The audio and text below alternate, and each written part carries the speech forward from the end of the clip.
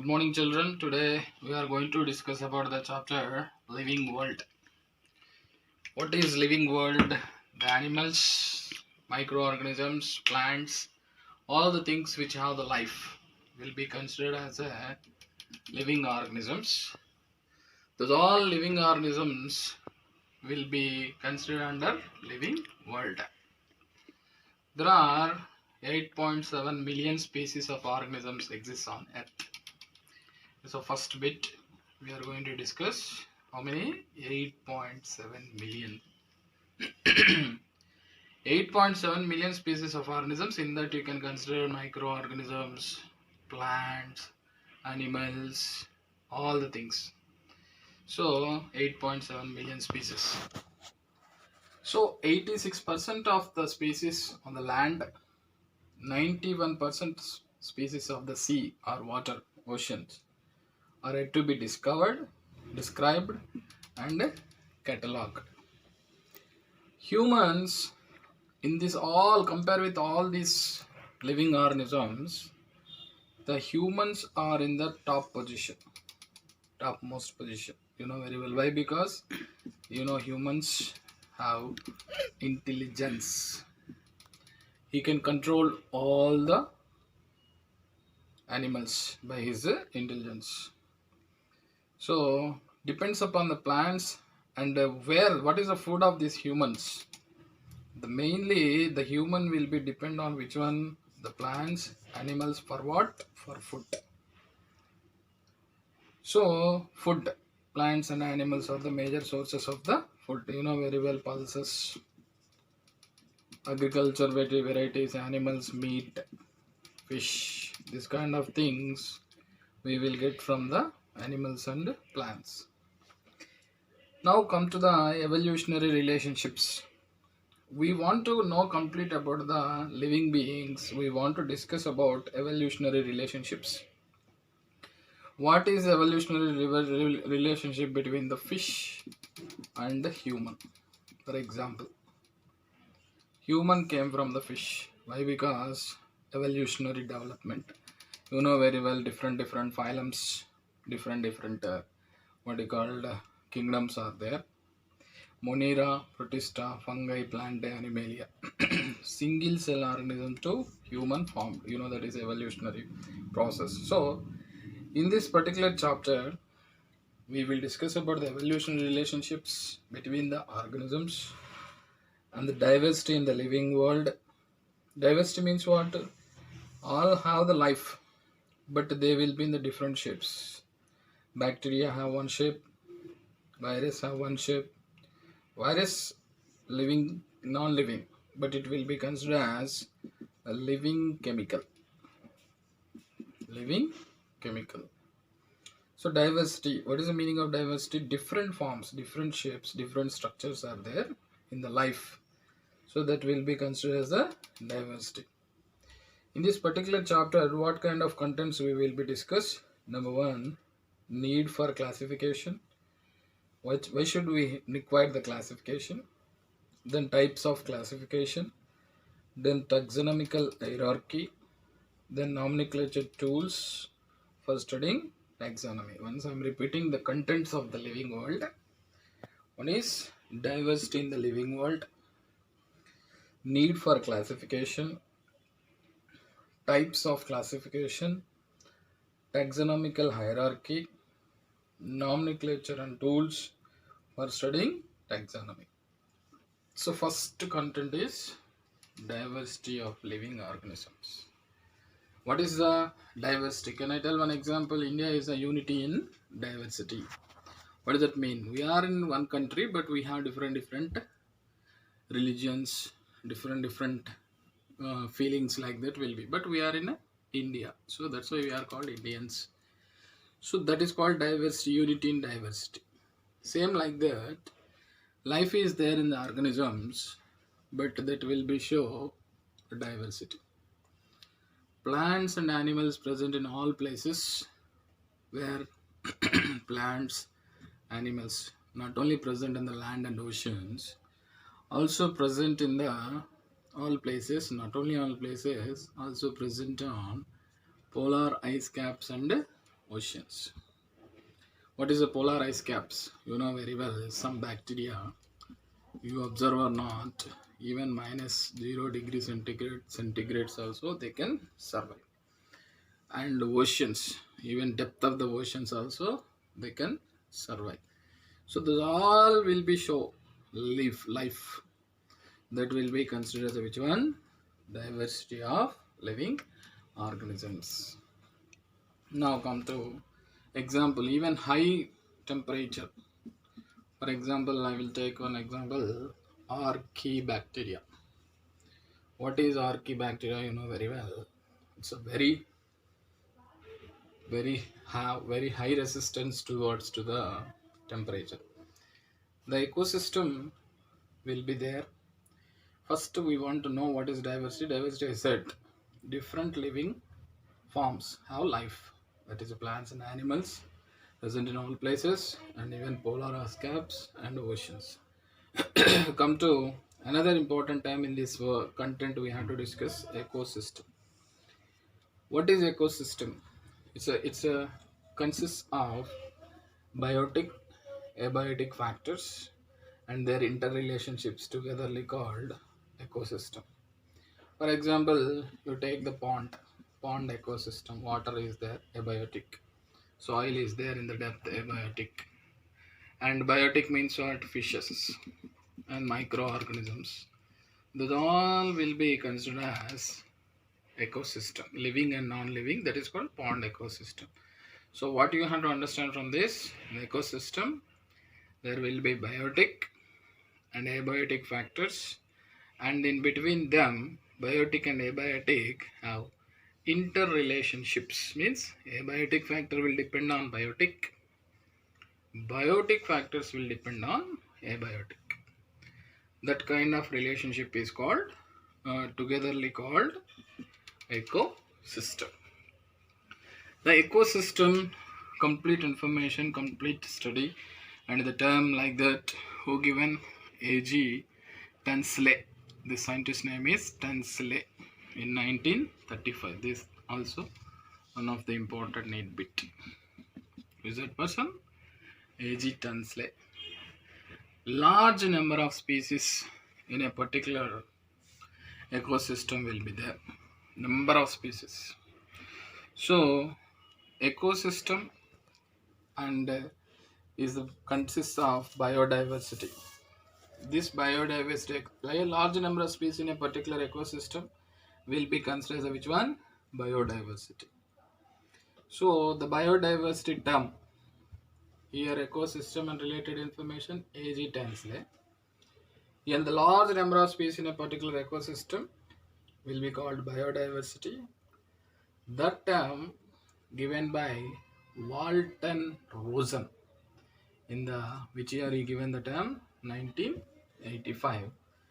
And the biodiversity, this definition, the definition of biodiversity defined by A.D. Wilson. The characteristic features of living organisms. These are all the things we have to discuss. So once I am repeating the sentences and the important bits. Ecosystem is a term is given by A.G. Tunsley. Ecosystem means combination of biotic and abiotic factors. And ecosystem, in the ecosystem, large number of species in a particular ecosystem will be considered as a biodiversity. So this biodiversity term given by Walton Rosen in 1985 and defined by E.D. Wilson. Now come to what are the characters of living organisms. This one you are from 5th, 6th, first class onwards. You are listening about the characters of living organisms. First, cellular organization. What is cellular organization?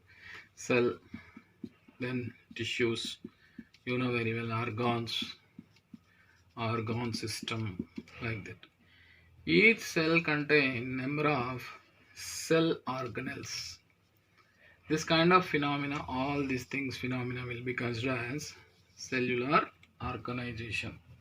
There are different types of organization. Cell level means cellular, Tissue level means cellular level organization like single cell organisms. Tissue level organization like highly developed animals. All tissues are there. And organ level highly developed. Tissue means only tissues like sponges will be there. That kind of organizations will be there. And nutrition. So how many types of organizations? Cellular level, tissue level, organ level, like that. Next, what is nutrition? The animals will obtain the nutrients, that is called nutrition. There are two types of nutrients. Two types of based upon nutrition. There will be autotrophs and heterotrophs. What is the meaning of autotrophs? Which can prepare their own food themselves. It's called autotrophs. Heterotrophs, which will be depend on other animals like plants, other organisms like plants, is called nutrition. And again in the heterotrophs, omnivores, carnivores, herbivores, like that will be there. This is a very important. Nutrition is a living being. Why? Because they want to survive, they want to get energy, means they should have to take the nutrients. Then come to next important living characterization is respiration. You are taking the food that will be takes the digestion, in this is nutrition. The nutrition we are discussing. Then simply after digestion, what next? We have to get the energy. So that energy we want to get, in the sense we have to do another process that is called respiration. Respiration means what? Whatever the food you are taking, that will be digested food, will react with oxygen and will give energy. So almost all animals, especially aerobic, anaerobic, will take the oxygen and release the carbon dioxide and will give the energy. So that's why living beings, maximum living beings, will involve in the respiration process. Then come to metabolism. What is metabolism? From now onwards, you should have to listen very carefully. Why? Because metabolism means the combination of catabolism and anabolism. What is the catabolism? The simple materials should have to convert into complex. It is anabolism. And catabolism means complex material should have to convert into simple. Simple to complex, complex to simple. For example, you take the photosynthesis. What will be there in the photosynthesis? In the metabolism, what will happen? The simple materials like carbon dioxide, oxygen, togetherly forms carbon dioxide and blue, what you call food, sunlight. All simple materials will convert into complex like glucose. That is anabolic. What is catabolism? Complex materials will be converted into simple. That is called catabolism. For example, respiration. Carbohydrate will be break down into carbon dioxide. That will be catabolism. So anabolism and catabolism togetherly called metabolism. So what are the characters? This kind of means each and every cell in our body are living beings. Simple to complex, complex to simple materials will be takes place. That will be considered as metabolism. Then what is the next character of the living beings is growth. So all living beings will not, means cell division will be considered as a growth. Some cases reproduction also include a tie up with the growth. For example, unicellular growth means division. When multicellular human beings growth means tissue cell division, it will be until the certain age. The division will be by the influenced by some hormones, very well, growth hormone of pituitary gland. Because of that, we will show the growth up to certain age. So this is also character of not only human beings, even animals also performs the growth. Next come to, so what we discussed, metabolism and growth. Response to the stimulus. Suppose I am calling you, you are responding to me. that will be called response to stimulus. I am calling you. That message is getting by through your ears to your brain, then you are responding. So like that, even single cell organism also responds to stimulus. This is the first living character. Very, very important. So many times they asked the NEET exam also, what is the first character of, or the important character, most necessity character of living beings is response to stimulus.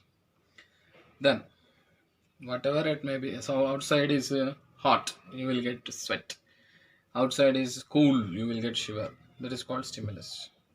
So this kind of things, each and every organism will be takes place. That's why living beings basic character is response to stimulus. Next come to the living beings will shows the movement. See, movement, some can movable, some cannot. But movement is 99% organisms will be show. Here, movement means locomotion is different, movements are different. Locomotion means what? From one place to another place. Movement means what? Internal changes, internal particle moving from here and there, that kind of things. So movement is also helpful for locomotion. Both are interrelated. So living beings shows the another important character, that is movement. Then come to reproduction. Without this all there is no life. But without this reproduction there is life, but there is no continuity of race. That's why this also kept under the living characterization. What is the reproduction? The ability, again I am repeating the word, the ability of an organism to produce new one with the same characters to continuity of the race is called reproduction. Then the continuity of the race, for example, you take the humans will be reproduce and produce another human beings, so they have to continue for race. That's why this process is important. The next two important processes are the characters of living organisms are excretion. So whatever the nutrition you're taking, after the nutrition, after digestion, after everything, the waste which will be formed after metabolic reactions, after digestion, everything, waste materials will be formed.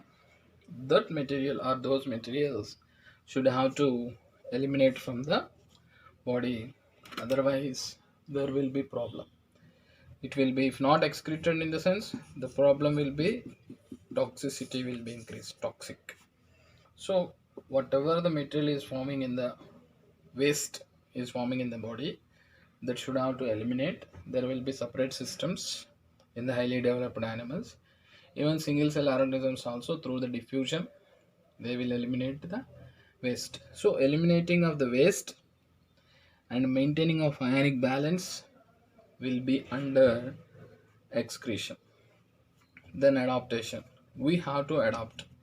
Suppose we went to the cool conditions, there on we want to stay some years, then what we have to do, according to the conditions we have to adapt. That is called adaptation. Our body should have to mold. For example, another example I will tell. If you see the desert plants, there the plant leaves are very thick compared with our regular areas plant leaves. Why? There the plants adapted the conditions and modified like that. That's why wherever you go, wherever you live, to survive in that particular conditions, in a sense, you should first have to adapt. So these are the things you should have to remember. So what characters? First, cellular organization and nutrition, respiration, then metabolism, then growth, then response to stimulus, then movement, then reproduction, then excretion, then adaptation. So next we want to classify all the things. What should I have to do? What we have to do for these all the things? Okay, so many organisms are there. Then we should have to classify. Otherwise, we will be in big trouble. Which organism? What is the importance? Which plant? What is the important? This is all we have to study. Otherwise, we will be in trouble. So that's why a special system is there to study all these all animals. That's classification. That's a kind of system is called classification. For example, I am telling importance of classification. You went to the supermarket. There, so many things are there. They will arrange everything in a systematic manner. Books, pens, groceries. Why? We have to go very fast and you have to pick the what you need. Same like that. Here also, classification is one of the important to study about plants and animals, to study complete information or to get the complete information about that particular animal or plant. So classification is important. What is the definition of classification? Classification is a process by which things are grouped in convenient, categorized based on easily observable characters. Simple way is a process by which things are grouped in convenient categorization. Suppose plant. This is a plant. How can you say this is a plant? Because by seeing the leaves, stem, flowers, roots. That's why this will be plant. So easily observable characters we are seeing and we are keeping in separate category, convenient categories. That is only called classification. How can you say goat? Goat have 4 legs, black color or brown color, like that we will see based upon their characters. Even tiger or lion, based upon their special character, we are dividing. So that is called, what is that? Is a process by which things are grouped in convenient categories based on easily observable characters. The scientific term used in these categories is taxa. Suppose species, genus, family, order, class, phylum, kingdom. Like that different things is there in the classification. Species, genus, family, order, class, phylum, kingdom. Each one will be called taxa. Any one particular in this category, in this hierarchy, any one you take, the term used as a taxa. So the scientific term used these categories is called taxa. Taxa indicates categories at different levels. For example, kingdom, Animalia. Animalia, kingdom is Animalia is taxa. Phylum is a taxa. Like that, each and every category of this taxonomy will be considered as a taxa. What is taxonomy? The science of classification. The science of classification will be called taxonomy. Basic needs for the classification. So who is the father of first who? Aristotle is the father of taxonomy. Old. Then Carolus, you know very well. Linnaeus is the father of modern taxonomy. Why should we have to separate? Why should we have to classify? So we should have to classify. Why? Because for identification of different closely related species. Again, I am repeating the point. For identifying differentiate closely related species. To know the variation among the species. To understand the evolution of the species. To create, what is this one? Identify and differentiate. What is what? What is fish? What is human? What is the difference between them? And what is the relationship between them? To identify and differentiate closely related species. To know the variation among the species, differences, to understand the evolution of species, how the human, first Ramapithecus, for example, Ramapithecus is one of type of human beings. How this Ramapithecus converted into Homo sapiens. So the evolution process, that one, to know about that kind of evolution process, compulsory taxonomy is important. And to create phylogenetic tree. Phylogenetic tree means, for example, Protozoa, then Porifera, then Coelenterata, then Platyhelminthes, then Aschelminthes, then Annelida, Arthropoda, Mollusca, Echinoderm. Like that, one tree, one relationships will be identified by using one kind of tree like what you called chart, that is called phylogenetic tree among the different groups. Next, to convenient study of living organisms, completely the classification required to study of living organisms. So in this class, what we discussed, once we can recollect. So we are discussing about living world. There are 8.7 million species of organisms that exist on earth. In that, 86% of the land, 91 species of 91% species of sea or oceans are yet to be discovered and described, catalogued. Humans are in this all species, in this millions of species. First top position is humans. Why? Because of intelligence. Next, these humans will depend on the for food on the plants and animals. So, and we have to study completely about the evolutionary relationships. Means we have to go for beyond information.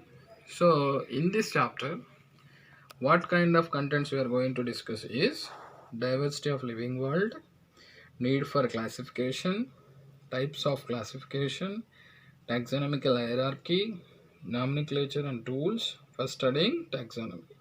So only two concepts, need for classification. Up to here today in this class we will be discuss. Tomorrow we'll be discussing remaining four. So what is diversity of living organisms? Different forms of living things. All diversity. There are plants and animals present in all places, even polar ice caps, oceans, thermal hot springs. Also some organisms are there, like that. Consider ecosystem. What is ecosystem? The biotic and abiotic factors and their internal relationships will be under ecosystems. The A.G. Tunsley is a person first given the term and introduced about ecosystem in 1935. What is abiotic living? Fishes depend on what is called abiotic things. Abiotic factors for things, some changes in their body, in their locations, they will depend on the biotic components. So, large number of species in a particular ecosystem will be considered as a biodiversity. This biodiversity term given by Walton Rosen in 1985 and defined by E.D. Wilson. The term given by Walter Rosen and defined by E.D. Wilson. Then characteristic features of living organisms, cellular organization. Organization means systematic arrangement. So cellular is there, tissue level is there, organ level is there, will become in further classes. Then autotrophs, nutrition, then respiration, then metabolism. I said what is metabolism? Catabolism and anabolism. Then growth, the response to stimulus, movement, reproduction, excretion and adaptation. These all are the characteristic features of living organisms. What is the next of the classification? Example, I said supermarket. If you want to bring some items fastly, you have to go there and you will take out. Suppose you want pen means you will go to the pen place where they arranged. Same like that, you want more things in the sense, we have to be more information about particular organism or particular living being. We have to arrange systematically.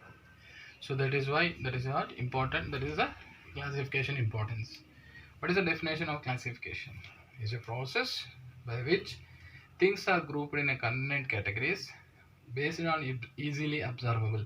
So a best example I said goat, tiger, lion. How can you say this goat, that is lion? Based upon simple, easily observable characters. So like that, by seeing their characters, we can group like that.